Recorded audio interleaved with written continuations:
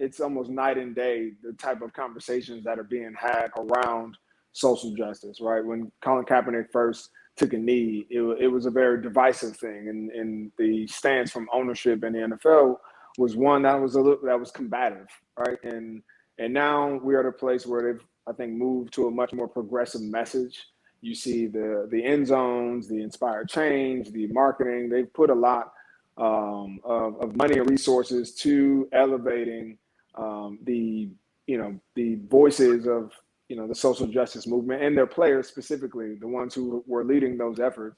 But I think it's almost everybody's doing that. You can look at every major corporation really in America, and it's almost, if you don't have some kind of progressive messaging, then you're the outlier. So it's harder to really gauge what exactly you're doing to actually help the cause. And so one of the things that I always look at is what does your leadership look like? If you want to have, in any organization, in any team or anything, you want to change the culture of that team, you need to change the culture of its leadership.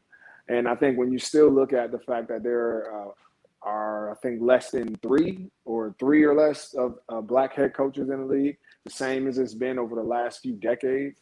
They haven't made any changes in that. The same with the GM position, and even more so in ownership. And so I think until we begin to see a diversity in those real, leadership positions in the NFL, then a lot of the things that we're seeing, are great messages. They're great, it's great pageantry.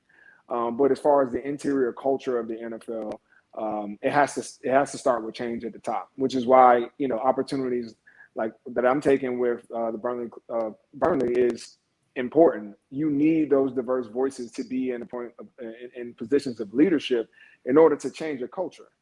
And unfortunately, we haven't seen much of that yet from the NFL.